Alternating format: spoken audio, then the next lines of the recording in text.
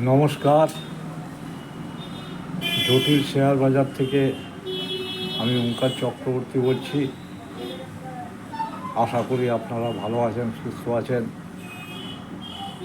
আমার এডুকেশন চ্যানেলে সকলকে স্বাগত। আজকে শেয়ার বাজার সম্বন্ধে আমি কয়েকটা ইনফরমেশন আপনাদেরকে দেওয়ার জন্য ভিডিওটা করলাম। যে আজকে ফেড পলিসি, আমেরিকার ফেড পলিসি আছে। ফেডটা কি, আমাদের এখানে যেমন রিজার্ভ ব্যাঙ্ক সেরকম ওখানে ফেড। আমাদের এখানে যেমন রিজার্ভ ব্যাঙ্কের চেয়ারম্যান বলেছিলেন, বলার 0.50 রেট কাট করেছিলেন, একবার 0.25, একবার 0.50, এই কিছুদিন আগেই।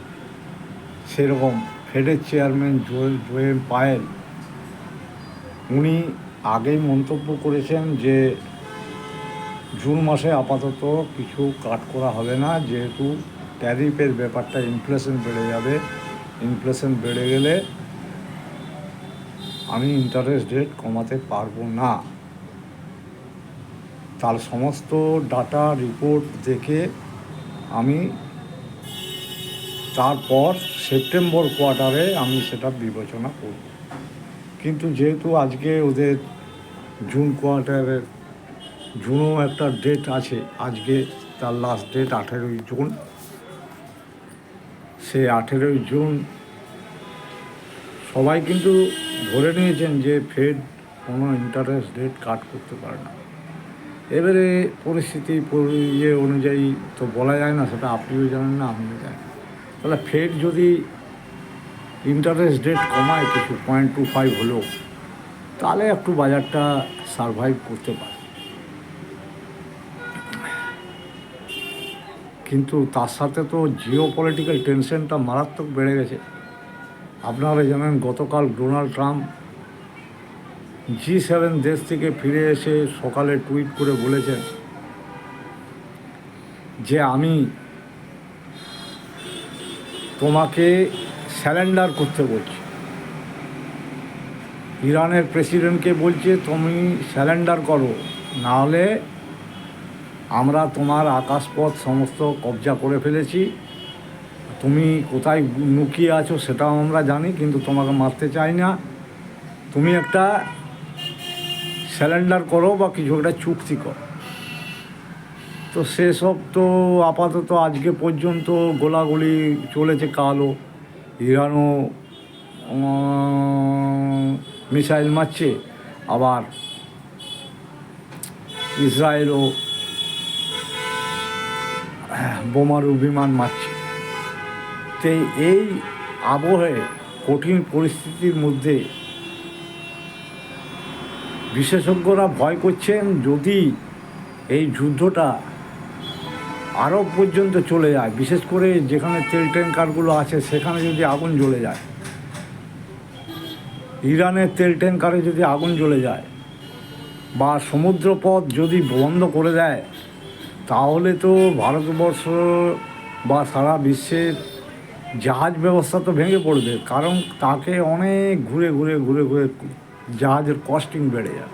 মানে কাঁচা তেল আনতে যে কস্টিং স্বাভাবিক থাকে, সেই কস্টিংটা 3 গুণ বেড়ে যায়। তাই অনেকেই এক্সপেক্ট করছে তেলের দাম হয়তো $120 পর্যন্ত হয়ে যেতে। সেটা তো এক্সপেক্ট সবাই করতে পারে, আমিও এক্সপেক্ট করছি। আমি তো এক্সপেক্ট করছি যে ইরান যুদ্ধ একদিন থামবে। কিন্তু ট্রাম্প সাহেবের যে ম্যানমেড ক্রাইসিস, সেটা থামবে কি? সেটা হচ্ছে ট্যারিফ। আমি ইরান আপনার ইসরায়েল যুদ্ধের চেয়ে বেশি ভয় করছি প্রথম থেকেই। আর বিগত প্রত্যেকটা ভিডিওতে বলছি ট্রাম্প ট্যারিফকে ভয় করছি। কারণ দেখুন, এখন অনলি ফর 10% সারা পৃথিবীতে ট্যারিফ ইমপ্লিমেন্ট। তাতেই আমেরিকার কালকে রিটেল ডাটা বেরিয়েছে, তাতে সেল কমে গেছে।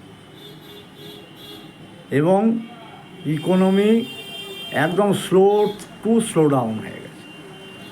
তাহলে সেখানে যদি আরও ওই জুলাইয়ের পরে যদি ট্যারিফটা মোটামুটি 25% মধ্যে হয়ে যায় বা 30-40 হয় 145-এর জায়গায়, তা চায়নার সঙ্গে বলছে কোনো চায়না সেরকম কিছু খবর নেই। মানে আমার ধারণা এটা এখনও কিছু হয়। এবার খবরের কাগজে মিডিয়া যা দিচ্ছে আপনারা দেখছেন যে চায়নার সঙ্গে মোটামুটি একটা নেগোসিয়েশন হয়েছে 145 থেকে 30%, আর চায়না নেবে আমেরিকার থেকে 10%।